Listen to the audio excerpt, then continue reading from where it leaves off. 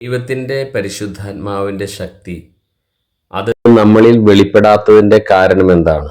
പലപ്പോഴും ദൈവത്തിൻ്റെ പരിശുദ്ധാത്മാവിൻ്റെ ശക്തി അറിയാൻ പറ്റാത്തത് എന്തുകൊണ്ടാണ്? പരിശുദ്ധാത്മാവ് നമ്മളിൽ എന്തുകൊണ്ടാണ് പ്രവർത്തിക്കാത്തത്?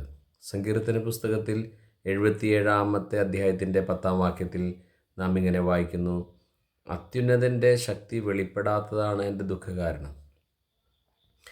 ആസാഫിൻ്റെ സങ്കീർത്തനമാണ് 77-ാം സങ്കീർത്തനം. ദുഃഖത്തിൻ്റെ കാരണം പറയുന്നത് അത്യുന്നതൻ്റെ ശക്തി വെളിപ്പെടാത്തതാണ്.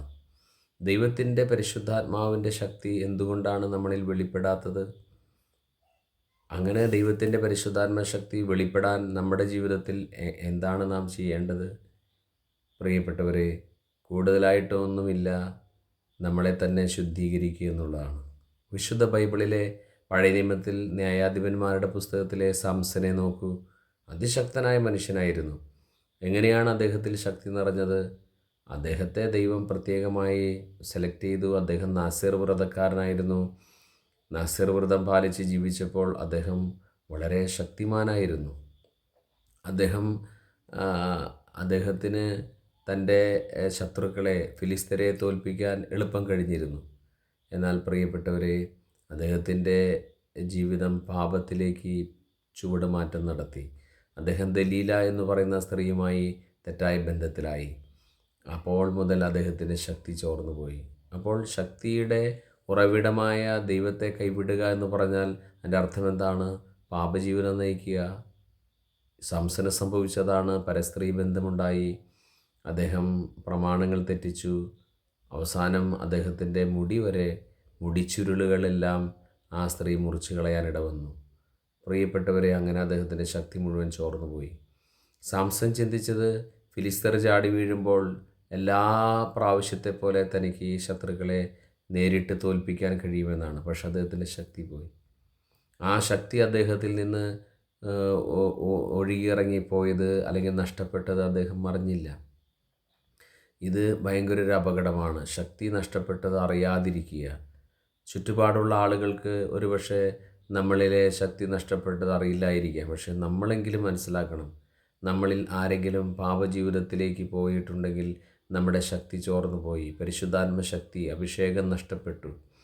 അഭിഷേകം നഷ്ടപ്പെട്ട ആളുകൾ പിന്നെ അധികകാലം ആത്മീയതയിൽ മുന്നോട്ട് പോകാൻ സാധ്യമല്ല. സാവൂൾ അഭിഷേകം നഷ്ടപ്പെട്ടതായി നമ്മൾ വായിക്കുന്നുണ്ട്. സാവൂൾ കൊല്ലപ്പെട്ടു. അദ്ദേഹം ആത്മഹത്യ ചെയ്തു. അദ്ദേഹം അഭിഷേകം നഷ്ടപ്പെട്ടു. അദ്ദേഹത്തിൻ്റെ അഭിഷേകം നഷ്ടപ്പെട്ടു. പ്രിയപ്പെട്ടവരെ, പഴയ നിയമത്തിലെ ധാരാളം ആളുകൾ, സാംസൺ, സാവൂൾ, ഇങ്ങനെ ധാരാളം ആളുകൾ അഭിഷേകം നഷ്ടപ്പെടുത്തിയ ആളുകളുണ്ട്. ഇവരൊക്കെ വലിയ കാര്യങ്ങൾക്ക് വേണ്ടി ദൈവം തിരഞ്ഞെടുത്തായിരുന്നു. പക്ഷേ അവരുടെ എല്ലാ അഭിഷേകം അവർ കളഞ്ഞു കുളിച്ചു. അതുകൊണ്ട് ഇന്ന് നമ്മളുടെ ജീവിതമാണ്, നമ്മളാണ് വന്നെത്തിയിരിക്കുന്നത്. പ്രിയപ്പെട്ടവരെ, നമുക്ക് കിട്ടിയ അഭിഷേകം നമ്മൾ കളയരുത്. കാരണം അപ്പോസ്തലനായ പൗലോസ് 2 കൊരിന്ത്യർ 4:7 പറഞ്ഞു, പരമമായ ശക്തി ദൈവത്തിൻ്റേതാണ്, നിങ്ങളുടേതല്ല എന്ന് കാണിക്കാൻ ഈ നിധി, പരിശുദ്ധാത്മാവാകുന്ന നിധി മൺപാത്രങ്ങളിലാണ് നൽകപ്പെട്ടിരിക്കുന്നത്. എൻ്റെ അർത്ഥം എന്താണ്? നമ്മൾ കരുതലുള്ളവരായിരിക്കണം. പാപത്തിൽ വീണു പോകാൻ ഇടവരരുത്. നമ്മുടെ മനസ്സിനെ കലങ്ങിപ്പോകാൻ ഇടയാകത്തക്ക വിധം ജീവിക്കാൻ പാടില്ല. പിശാച് അങ്ങനെ പല കുതന്ത്രങ്ങളും ഒക്കെ കൊണ്ടുവരും. പക്ഷേ നമ്മളവിടെ വീണു പോകാൻ പാടില്ല. ഇനിയും നമ്മൾ മനസ്സിലാക്കണം, സങ്കീർത്തന പുസ്തകത്തിൽ ഞാൻ സൂചിപ്പിച്ച പോലെ അത്യുന്നതൻ്റെ ശക്തി വെളിപ്പെടാതിരിക്കാനുള്ള കാരണം ഇതാണ്, പാപകരമായ അവസ്ഥ. അപ്പോസ്തലന്മാരെ നോക്കൂ. കർത്താവ് അവരെ 3.5 വർഷം കൂടെ കൊണ്ടു നടന്നു. ദൈവവചനം പഠിപ്പിച്ചു. യേശുക്രിസ്തു ചെയ്യുന്ന അത്ഭുതങ്ങൾ, വീര്യപ്രവർത്തികൾ അവർ കണ്ടു. അവരെ തന്നെ ഒരുക്കി. ഇതെന്ത് സംഭവിച്ചു? പെന്തക്കോസ്ത് തിരുനാളിൽ ആത്മാവ് ഇറങ്ങി വന്നു. അവർ വലിയ ശക്തിയോടുകൂടെ ദൈവരാജ്യത്തിന്, നമ്മുടെ കർത്താവ് യേശുക്രിസ്തുവിന് സാക്ഷ്യം വഹിച്ചു. അവർ രക്തസാക്ഷികളായിട്ട് മാറി. പ്രിയപ്പെട്ടവരെ, ഇങ്ങനെ ദൈവത്തിന് സാക്ഷികളായിട്ട് മാറുന്ന ആളുകൾ ഇന്നും ഉണ്ടാകണം. അതിന് പാപം തന്നെയാണ് തടസ്സം. പാപം നമ്മുടെ ജീവിതത്തിലുണ്ടെങ്കിൽ ദൈവത്തിൻ്റെ ആത്മാവിന് ഇടപെടാൻ സാധ്യമല്ല. ഇനി ശ്രദ്ധിക്കൂ, പഴയ നിയമത്തിലെ മനോഹരമായൊരു പുസ്തകമാണ് ദിനവൃത്താന്തം. 2 ദിനവൃത്താന്ത പുസ്തകം 16-9 വാക്യത്തിൽ നാം വായിക്കും, ദൈവം സ്വർഗത്തിൽ നിന്ന് മനുഷ്യമക്കളെ നോക്കുകയാണ്. എന്താ നോക്കുന്നത്? തൻ്റെ മുമ്പിൽ നിഷ്കളങ്കരായി വർത്തിക്കുന്നവർക്ക് വേണ്ടി ശക്തി പ്രകടിപ്പിക്കുവാൻ കർത്താവിൻ്റെ കണ്ണുകൾ ഭൂമിയിലുടനീളം പായുന്നു. അപ്പോൾ തൻ്റെ മുമ്പാകെ, ദൈവത്തിരുമുമ്പാകെ ആരെല്ലാമാണ് നിഷ്കളങ്കരായി വർത്തിക്കുന്നത്, അവർക്ക് വേണ്ടിയിട്ടാണ് ദൈവം വലിയ ശക്തിയോടെ പ്രവർത്തിക്കുന്നത്. ദൈവത്തിൻ്റെ ശക്തി പ്രകടമാക്കുവാൻ ദൈവം ഇടവരുത്തുന്നത് നിഷ്കളങ്കരായിട്ടുള്ള ആളുകൾക്കാണ്. ഞാൻ പലപ്പോഴും പറയാറുണ്ട്, ദൈവത്തിന് സമർത്ഥന്മാരെ അല്ല വേണ്ടത്, ദൈവത്തിന് നിഷ്കളങ്കന്മാരെയാണ് വേണ്ടത്. പ്രിയപ്പെട്ടവരെ, അതുകൊണ്ട് നമ്മൾ ദൈവത്തിൻ്റെ വചനത്തിൻ്റെ മുമ്പിൽ ഇന്ന് ഇരിക്കുമ്പോൾ ഒന്ന് മനസ്സിലാക്കണം, പെന്തക്കോസ്ത് തിരുനാളിന് വേണ്ടി ഒരുങ്ങുമ്പോൾ ദൈവത്തിൻ്റെ മുമ്പിൽ നിഷ്കളങ്കരായിരിക്കുക. അവർക്ക് വേണ്ടിയിട്ടാണ് കർത്താവ് പ്രവർത്തിക്കാൻ പോകുന്നത്. എഫേസ്യ ലേഖനം 1 നാം വായിക്കുന്നു, സ്നേഹത്തിൽ പരിശുദ്ധരും നിഷ്കളങ്കരുമായിരിക്കാൻ ലോകസ്ഥാപനത്തിന് മുമ്പേ യേശുക്രിസ്തുവിൽ നമ്മെ തിരഞ്ഞെടുത്തു. ലോകം സൃഷ്ടിക്കുന്നതിന് മുമ്പേ കർത്താവിൻ്റെ തിരുഹൃദയത്തിൽ നമ്മളെ തിരഞ്ഞെടുത്തിരിക്കുന്നു. എന്തിനു വേണ്ടിയിട്ടാണ് തിരഞ്ഞെടുപ്പ്? പിന്നെ നിഷ്കളങ്കരായി ജീവിക്കുവാൻ, സ്നേഹത്തിൽ കളങ്കമില്ലാത്ത ആളുകളായിട്ട് മാറാൻ. കലർപ്പുള്ള സ്നേഹമല്ല, സ്നേഹത്തിൽ പരിശുദ്ധിയും നിഷ്കളങ്കരമായിട്ടുള്ള മനുഷ്യരായിട്ട് മാറുവാൻ. അങ്ങനെയുള്ളവരിൽ മാത്രമേ ദൈവത്തിൻ്റെ പരിശുദ്ധാത്മാവ് സ്ഥിരമായി വസിക്കുകയുള്ളൂ.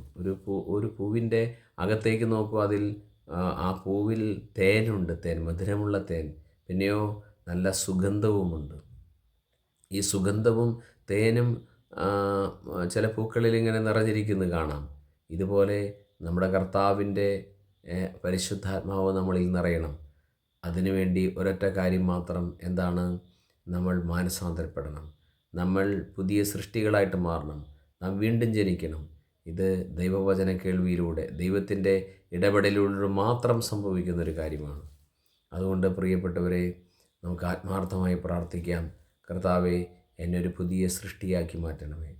എനിക്ക് ദൈവത്തിൻ്റെ പരിശുദ്ധാത്മാവുള്ളൊരു മനുഷ്യനായിട്ട് ജീവിക്കുവാൻ, എൻ്റെ കുടുംബജീവിതത്തിലും, ഒരുപക്ഷെ ഞാൻ ഒരു ടീച്ചറായിരിക്കാം, സ്കൂളിൽ പഠിപ്പിക്കാൻ പോകുമ്പോഴും ഒരു വൈദികനോ ഒരു സിസ്റ്ററോ ആരുമായിക്കൊള്ളട്ടെ, ഒരു അൽമായനോ ആരുമായിക്കൊള്ളട്ടെ, കർത്താവേ, എൻ്റെ ഹൃദയം കുറേ കൂടി സംശുദ്ധമാക്കി തരണമേ. ദൈവത്തിൻ്റെ പരിശുദ്ധാത്മാവിന് വസിക്കത്തക്ക വിധത്തിലുള്ളൊരാലയമാക്കി മാറ്റണമേ. രണ്ട് കാര്യങ്ങളാണ് ഞാൻ സൂചിപ്പിക്കാൻ ശ്രമിച്ചത് ഈ പെന്തക്കോസ്ത് തിരുനാളിലേക്ക് ഒരുങ്ങുന്ന നമ്മോട്. ഒന്നാമത് 77 സങ്കീർത്തനം 10 വാക്യം, അത്യുന്നതൻ്റെ ശക്തി പ്രകടമാകാതിരിക്കുന്നതാണ് സങ്കടം, ദുഃഖകാരണം. രണ്ടാമത്തത്, ആ ശക്തി പ്രകടമാകണമെങ്കിലോ ദിനവൃത്താന്ത പുസ്തകത്തിൽ പറഞ്ഞ പോലെ യേശുവിൻ്റെ മുമ്പിൽ നിഷ്കളങ്കരായിട്ട് ജീവിക്കണം. അപ്പോൾ മാത്രമേ ദൈവത്തിൻ്റെ പരിശുദ്ധാത്മാവിൻ്റെ ശക്തിയുടെ പ്രകടനമുണ്ടാകൂ. ആ ശക്തി എന്ന് പറഞ്ഞാൽ നമ്മൾ തെറ്റിദ്ധരിക്കരുത്, അത് കൂടുതൽ സ്നേഹിക്കാനും കൂടുതൽ ക്ഷമിക്കുവാനും കൂടുതൽ വിശുദ്ധിയോടെ ജീവിക്കുവാനും ഒക്കെയുള്ളതാണ്. ദൈവം അങ്ങനെയുള്ള മനുഷ്യരായി, ദൈവീക മനുഷ്യരായി നമ്മളെല്ലാവരെയും പരിവർത്തനപ്പെടുത്തട്ടെ എന്ന് പ്രാർത്ഥിക്കുന്നു. യേശു ക്രിസ്തുവിൻ്റെ നാമത്തിൽ പ്രാർത്ഥിക്കുന്നു. നിത്യം പിതാവും പുത്രനും പരിശുദ്ധാത്മാവുമായ സർവേശ്വര എന്നേക്കും ആമേൻ.